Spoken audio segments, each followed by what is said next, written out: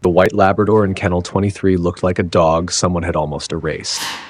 Every other puppy in our Portland, Oregon shelter slammed into the metal doors, barking, spinning, begging people to stop. If you've ever walked a shelter row, you know that. This Labrador did none of that. This dog did not bark. This puppy did not even turn her head when I said hello. She sat pressed to the back wall, as if the concrete was the only thing holding this abandoned puppy together. Her paws were tucked under her chest, squeezed tight like she was afraid to let any part of her touch the world. Her eyes were open, but they slid past me like I was just another shadow on the floor. In a place built for dog lovers and rescue dogs, this Labrador looked like she had already stepped out of life. My name is Graham. I was 48 that winter, and I had already spent years in this Portland, Oregon shelter trying to give one more chance to each dog the world had forgotten. I had seen angry dogs, broken dogs, shaking dogs, brave pups wagging their whole spine. But this Labrador was different. The staff had started calling her the transparent one, because your eyes would slide right past her unless you forced yourself to look. Quiet dogs like this, they said, rarely made it out, even with puppy rescue on their side. That afternoon, I found myself standing at her kennel longer than I meant to, one hand on the cold metal, listening to everyone else barking for a future. She did not move. Only the faintest tremor in her shoulders told me the dog inside that white Labrador body was there at all. When I finally looked down at her intake card and saw the small date, a thin, cold line went through me, like the system had already started counting this puppy backward from the end. The tire marks on the report would not leave my head that night. I sat in the staff room of our Portland, Oregon shelter, reading how they found this white Labrador on Highway 26. No leash, no collar, just a stunned dog sitting in the gravel where the skid marks ended. The officer wrote that cars were still creeping past, headlights sliding over pieces of a smashed headlight. This abandoned puppy was not running in panic the way most stray pups do when they hear engines and horns. This Labrador was sitting perfectly still, front paws jammed under her chest, staring at nothing, like the world had already switched off. When he walked up, the dog did not back away, did not growl, did not wag. She just blinked once, as if asking permission to keep breathing. If you have ever seen a dog after an accident, you know that wild, desperate search in their eyes for the one human they trust. This Labrador had no search left. He had to lift her because she would not stand, and the second her paws left the ground, this scared puppy clamped them tight toward her belly, as if the road might steal them away. Back at the shelter, nothing changed. Same white Labrador pressed to the back of kennel 23. Same tucked paws. Same empty stare that slid past toys and treats and all the people walking by with soft voices and hopeful hands. I kept seeing that dark highway, the broken glass, the small frozen shape of a loyal puppy who refused to run. Something had already been taken from this dog out there on the asphalt, and we had given her a number in a quiet cage instead of an answer. When I checked her card again and saw the euthanasia date circled in red, it hit me that we had no idea what this Labrador had lost, and the clock over her life was counting down. She was the only Labrador who did not sleep. In a building full of dogs, there is always a moment when the barking drops, and even the most anxious puppy gives up and curls into a ball. But every time I checked the night cameras on kennel 23, that white Labrador was awake, pressed to the wall, eyes fixed on the dark corner like she was waiting for something that never came. In the daytime, visitors walked past rows of cages, stopping at every spinning dog and playful puppy. I watched dog lovers bend down, read cards, ask about each rescue dog, and still their eyes skipped right over the quiet Labrador sitting like a shadow in the back. When I carried food bowls down the line, every pup jumped, scratched, yelled for attention. She waited. Only when my steps faded did this abandoned puppy lower her head and eat a few slow bites, like being seen was more painful than being hungry. One evening, our vet, Dr. Harris, stood with me in front of the monitor. On the screen, the Labrador sat in that same corner, paws tucked tight, body shaking in tiny waves. "That is not simple fear," he said quietly. "Fear explodes. This is expectation. She is waiting for something that is not going to walk through that door." His words hit harder than any lab report. It felt like watching a loyal puppy hold her breath for a ghost. If you have ever brought home a rescue dog, you know that moment when you realize love is not enough. Standing there, I understood that this Labrador did not need a busy house or toys. She needed one specific person, someone who knew how it felt to sit in the dark and wait for footsteps that never return. And if we did not find that person soon, this small, transparent dog might simply fade out of the story before anyone ever said her name. The woman who finally stopped at Kennel 23 did not look like the usual visitor hunting for a playful puppy. She walked slowly down the row of barking dogs, one hand on the rail, eyes tired but careful. Her name was Margaret, 62, retired nurse, living alone in Portland, Oregon. I watched her smile at a brown mixed breed, laugh when a young Labrador pup threw a toy at the bars, and kneel by an old senior dog whose gray face pressed into the metal. She was one of those dog lovers who sees every rescue dog, not just the easy ones. When she reached the white Labrador, she almost walked past. Almost. Then something in that still shape must have hooked her, because Margaret's hand froze on the rail and her shoulders went rigid. The Labrador did not move. This abandoned puppy kept staring at the wall, paws locked under her chest, pretending the world behind her did not exist. "Tell me about that dog," Margaret said quietly. Her voice did not have the shopping tone I hear from people choosing between a playful puppy and a calm dog. It sounded like a person standing at a grave. I told her what we knew about this Labrador from Highway 26, about the skid marks, the broken light, the way this pup had let herself be lifted like she had no reason to run. She watched in silence. Then Margaret said something that cut deeper than any note in the file. "I know that look," she whispered. "That is how you sit when you have already said goodbye and your body just has not fallen over yet." If you have ever loved a dog, you know those words. In that moment, I felt that Margaret might be the only person who could see this invisible Labrador clearly enough to bring her home. The question was whether this white dog still had enough of a heart left to follow her out of that cage. I was not there the first night she walked into Margaret's house, but later, sitting at her small kitchen table with coffee between us, I could see it in every photo on her phone. You would expect a rescued Labrador puppy to rush around, sniff everything, grab a toy, claim a bed. This white Labrador stepped through the door, looked once at the room, and then quietly chose the barest patch of floor she could find. She ignored the soft dog bed Margaret had bought, the blanket, the bowl with her name taped on it. This puppy walked past all of it and folded herself into an empty corner beside a bookshelf.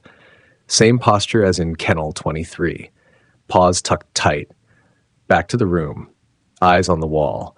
Like the house was just a nicer version of the shelter and she didn't want to break anything. "Dogs never betray," Margaret said to me, showing a picture of that first night. "But look at her. Somebody taught this dog that the safest place is where nobody can see you." At night, when Margaret got up for water or medicine, the Labrador rose silently too. She followed down the hallway, always 3 or 4 steps behind, never close enough to touch. A ghost of a loyal puppy, tracking every move but refusing to ask for anything. If you have ever brought an abandoned puppy home, you know that ache when a rescue dog stays out of reach, even in your own living room. Margaret tried everything the internet tells dog lovers to do. She sat on the floor with treats. She read out loud. She left the TV on low at night so the house would not feel empty. The white Labrador watched from her corner, trembling whenever the room went fully quiet. Then one evening, Margaret told me, her hand resting on the old table between us, I knocked over a box in the closet and an old record fell out. She smiled in that tired, surprised way people do when they remember the exact second something changed. I wiped off the dust just to see if it still worked. She said the needle dropped. Static cracked. And that was the moment the transparent dog in the corner finally did something that made her reach for the phone to call me. The first note from that old record did what weeks of careful kindness could not. Margaret said the needle crackled, the room filled with that familiar sound, and the white Labrador in the corner finally moved. Finally moved. Not to run. Not to hide. This dog exhaled long and shaky, like someone had opened a door inside her chest. She slid down from her tight sit into something that almost looked like rest. On the floor, that Labrador puppy stretched out on her side, paws unclenched, ribs rising slow under the lamplight. Margaret told me she stood frozen, afraid that if she even breathed too loudly, the pup would snap back into that hard little ball of fear. But the music kept flowing. And for the first time since Highway 26, this rescued puppy closed her eyes without shaking. When Margaret called me, her voice had that stunned softness I hear sometimes in dog stories when people realize they are watching something they do not understand. "Graham, she's sleeping," she whispered. "This dog is finally sleeping. It's Beethoven. Every time the record plays, she melts. When it stops, she jumps up and searches the room like she lost someone." I drove across Portland with the windows cracked, thinking about a white Labrador who needed a dead composer more than toys, treats, or my voice. When I stepped into that small living room, the record was spinning. The dog was there, stretched along the boards, like breathing like a tired pup, finally allowed to stop guarding something. If you are a dog lover's person, you know that peace on a dog's face is louder than any bark. But watching this Labrador, I felt something else too. I felt the thin edge of worry. Because if one old record could calm a broken rescue dog this much, I had to ask myself what would happen the day the music went silent again. For a while, it looked like that old record had fixed everything that Highway 26 had broken. Margaret told me the white Labrador ate better now, slept longer, even wandered a little farther from her corner when the music played. Every evening in that small Portland, Oregon living room, the needle dropped, Beethoven filled the air, and this dog seemed to remember how to breathe. But the peace never lasted past the final note. When the record clicked off, the Labrador's head snapped up. Her eyes went straight to the turntable, not to Margaret. This puppy paced, claws ticking on the floor, searching for a sound that wasn't there. Only when the music came back did her legs unlock and her body soften again. The house started to feel less like a home and more like an ICU, where one broken rescue dog was living on a vinyl IV drip. Margaret began to leave the record spinning when she went to the store or to appointments. She was afraid to let the Labrador face a silent room for even 10 minutes. Dogs never betray, but this dog had clearly been betrayed by silence once before. I watched that loyal puppy lie with her nose inches from the speaker, eyes half closed, looking more like an exhausted guide dog on break than a happy house pet. These were the kind of dog stories that don't go viral, the ones where puppy rescue turns into long, slow work that nobody claps for. Somewhere under the calm, I felt a knot of worry tightening. If Beethoven held this white Labrador so tightly, it meant the past still had its teeth in her.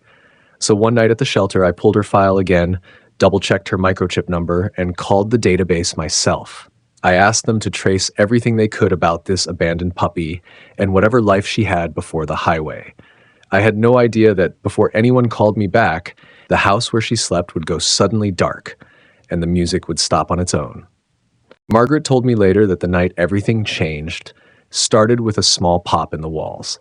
Rain on the roof, Beethoven on the turntable, the white Labrador on the living room floor breathing slow like a dog finally off duty. Then, in one blink, the house went dark.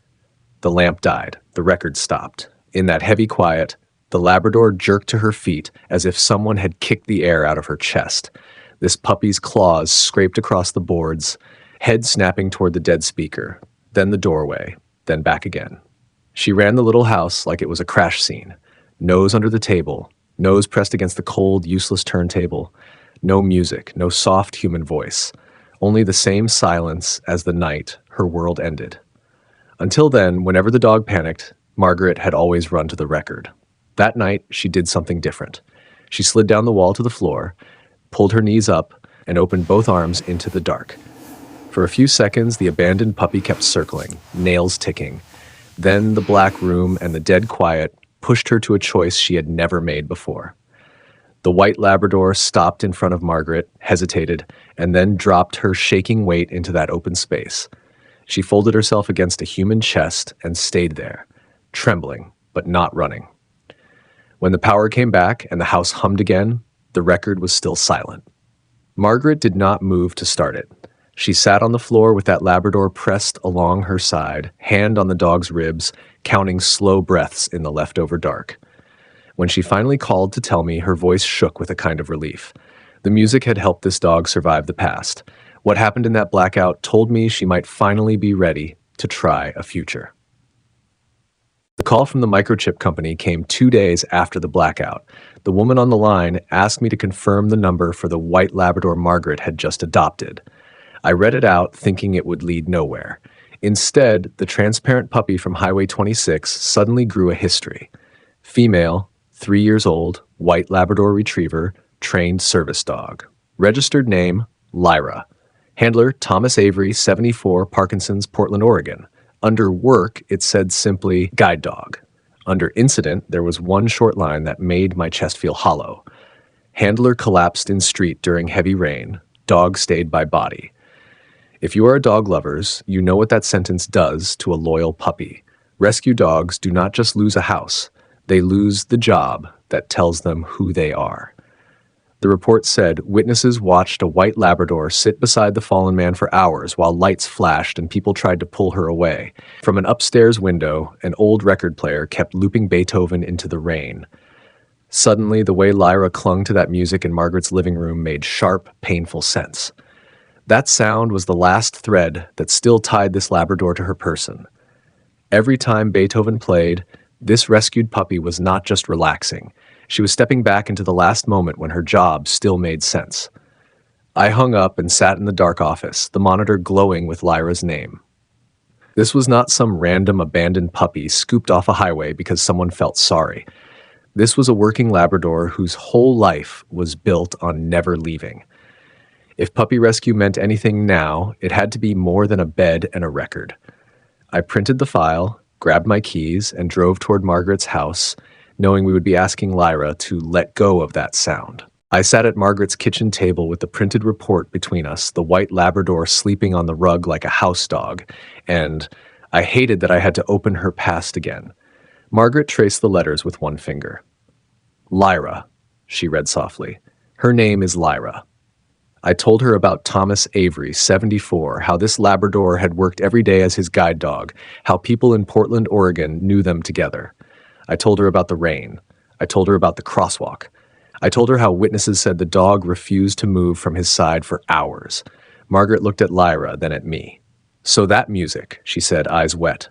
That Beethoven, it was playing when he died? I nodded. The record upstairs kept looping while paramedics worked below. A loyal puppy held her position in the storm because that was her job. Dogs never betray, Margaret whispered. She stayed, and then everyone left her. The white Labrador shifted in her sleep, paws twitching, as if she was walking a curb only she could see. If you've ever loved a dog who lost their person, I thought, maybe saying it to you now, you know this is the hardest part. They are not afraid of people. They are afraid of trying again. Puppy Rescue had given Lyra a roof, a bed, and a kind woman. But Beethoven had become the doorway back to the only world that made sense to her. That music was not comfort. It was home held on a spinning disc. We can't keep her living at the edge of a grave, I said. Margaret nodded, wiping her face. So what do we do? I looked at the white Labrador, this once invisible rescue dog who had done everything right and still ended up alone. We teach her, I said, that there is a life after the last song. The night we finally tested life without music did not belong to me. Margaret told me later, with the white Labrador lying at her feet like a shadow that had finally chosen where to rest. It was raining again in Portland, Oregon, that slow, steady rain that makes any rescue dog curl tight on the rug. Lyra was stretched beside the record player, a Labrador body listening to Beethoven like it was still her job. Margaret stood in the doorway and watched this abandoned puppy breathe. Living inside a spell is no way for a rescue dog to grow old. So she crossed the room and set her hand on the edge of the turntable. Her heart was pounding, she said, not because of Beethoven, but because of the Labrador. Then she did the smallest, bravest thing I have heard in all my dog stories. She lifted the arm, and the house fell into that thick silence that used to send this dog running the walls. Lyra's eyes snapped open. The white Labrador pushed herself up, paws unsteady, searching the air for the sound that had always held her world together. For one long second, that loyal puppy looked exactly like she must have looked on the wet street beside Thomas. In that moment, Margaret said, I wanted to drop the arm and save her from the quiet. But I also knew this time she was not standing alone in the rain. Lyra drew one breath, turned away from the silent record player, and walked toward the woman in the doorway. For the first time since Highway 26, that abandoned puppy chose a person instead of a sound.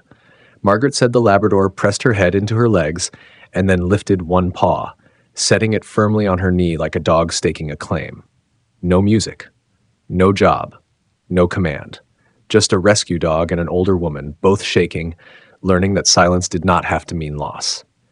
Lyra is 10 now, a white Labrador with a silver face and slower steps, but when she sleeps at Margaret's feet, you would not guess she once froze on a wet highway beside a broken headlight. The music that used to hold her together still lives on a dusty record player in the corner, but the dog on the rug does not lift her head for every note anymore. This rescue dog just sighs, shifts her paws, and presses closer to the woman who stayed. Lyra meets me at the door like an ordinary house dog, nose in my hands, tail doing that soft swing Labradors use when they trust you. She walks me past the record player without stopping, as if that abandoned puppy who clung to the music has finally stepped out of the dark corner for good. If you love dog stories, this is the part that matters, not the accident or even the Beethoven. It is the quiet decision a loyal puppy makes to give her heart away twice in one lifetime. At the shelter, I still see dogs who look transparent. A white Labrador that never barks while people rush to the loud, playful puppies who sell themselves in seconds. Every time I walk that row, I think of Lyra breathing against a silent knee in the dark. Dogs never betray. If you are a dog lover's person watching this, I hope Lyra's life pulls your eyes toward the quiet cages. Somewhere in there is another abandoned puppy who lost everything without doing anything wrong. Sharing these puppy rescue stories is not about views or numbers. It is about putting the face of one scared dog in front of the one person who can change everything by stopping at the right kennel. If this Labrador's journey from a shaking ghost in Kennel 23 to a sleeping dog touched you, share it so it can reach the hands and hearts that are ready. Together, we turn rescue into hope.